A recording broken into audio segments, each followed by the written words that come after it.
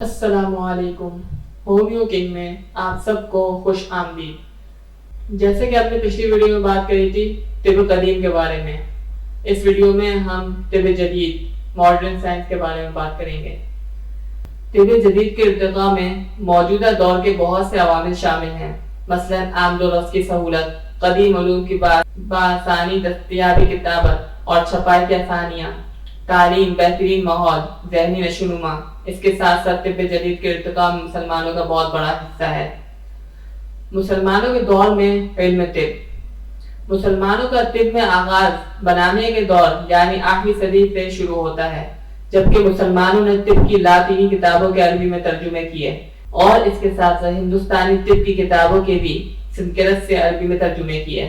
اس طرح یونانی طب پر تحقیق اور تدوین کا عمل شروع ہوا۔ اس دور میں یورپ علمی اعتبار سے ابھی خوابیدہ حالت میں تھا، چنانچہ اس دور میں سب سے پہلے یحییٰ بن معاویہ اور حسنین بن اسحاق جو ماہر علم الادویہ تھے نے ان تراجم پر نظریاتی کی۔ اس کے علاوہ اس دور کے ایک اور نامور حکیم محمد بن زکریہ رازی طب اسلامی میں ایک درخشندہ ستارہ تھے۔ ان کی مشہور کتاب حاوی کبیر کو دائمی شہرت حاصل ہے۔ اس کے علاوہ حکیم رازی نے کوئی 100 سے زیادہ طبی کتب تصنیف کی۔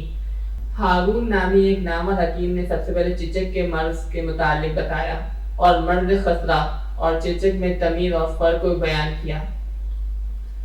کہتے ہیں علم طب معدوم تھا، بقراط نے اسے ایجاد کیا، مردہ تھا، جالینوس نے اسے زندہ کیا، متفرق تھا، رازی نے جمع کیا، ناقص تھا، شیخ الرئیس بو علی سینا نے مکمل کیا۔ شیخ الرئیس بو علی سینا کے نام سے ساری دنیا واقف ہے۔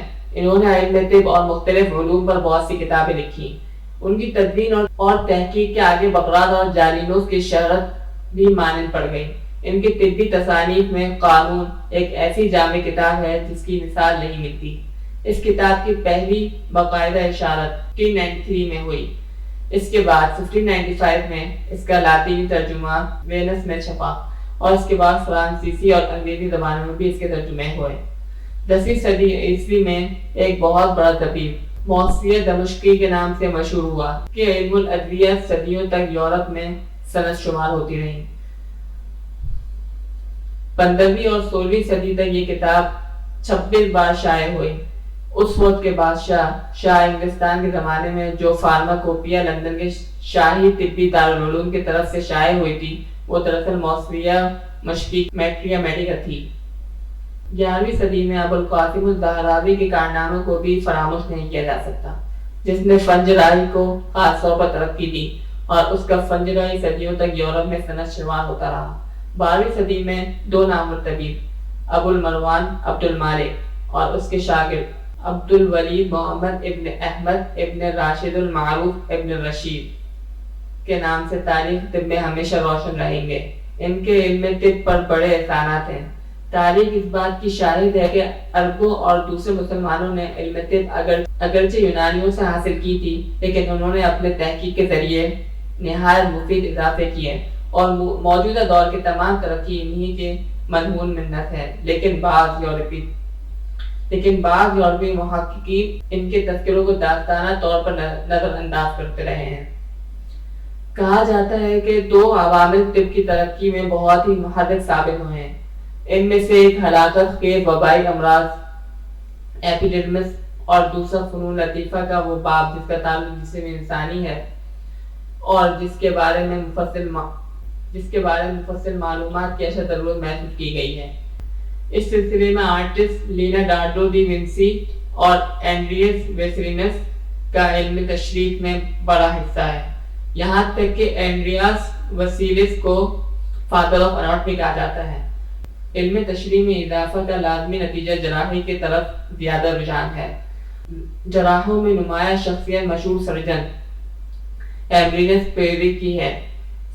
16ویں صدی میں طبی معلومات میں مزید اضافہ ہوا اور بیماریوں کے پھیلاؤ کو ایک دوسرے سے تعصب کا نتیجہ سمجھا گیا۔ 16ویں صدی کے آخر اور 17ویں صدی کے آغاز میں علم الاعضاء فزیولوجی کی ترقی شروع ہوئی اور جسم کے مختلف اعضاء کے افعال کو جانچنے کے لیے آلات کی ایجاد بھی ہوئی ہے، جس کے نتیجے میں جیرومی فیبریس نے جنیات پر کام کیا۔ ولیم ہاروے نے دوران خون کے بارے میں معلومات فراہم کی۔ 17ویں صدی میں خوربین کی دریافت سے طبی معلومات میں انقلابی اضافہ ہوا۔ اگرچہ اس علم سے بھرپور استفادہ 19ویں صدی میں کیا جا چکا، اسی کے ساتھ ساتھ علم کیمیا کیمسٹری کے ارتقاء سے جسم میں مختلف افعال کی تشریح مزید آسان ہوئی۔ ہارمن بوئیتھیف وہ پہلا شخص ہے جس نے نظری تعلیم کے ساتھ ساتھ مریضوں کے عملی مشاہدے کا طریقہ بھی رائج کیا۔ اس سلسلے میں ایک مشہور شخصیت ایلبرٹ ون ہیلن کی ہے جس نے اپنی معرکۃ الآراء کتاب elements of physiology of the human body تصنیف کی، اور گلوانی بلیک کرسٹلی نے انسانی جسم میں پیدائش سے بڑھ کر نظریہ پیش کیا، جس کا ثبوت آگے چل کر ڈاکٹر بوائے ریمنڈ نے پیش کیا۔ 18ویں صدی کے ابتدائی زمانے میں پوسٹ مارٹم تشریحات کی وجہ سے مرض کے اسباب کو سمجھنے میں کافی مدد ملی۔ میں امید کرتا ہوں آپ کو ماڈرن سائنس کے بارے میں کافی کچھ سمجھ میں آ گیا ہوگا۔ اگر آپ کو یہ ویڈیو اچھی لگی ہے تو اس چینل کو سبسکرائب کریں اور بیل آئیکن لازمی پریس کریں تاکہ ہر آنے والی ویڈیو آپ تک ضرور پہنچ سکے، اور ساتھ ہی ساتھ اس کو اپنے دوستوں کے ساتھ بھی شیئر کریں۔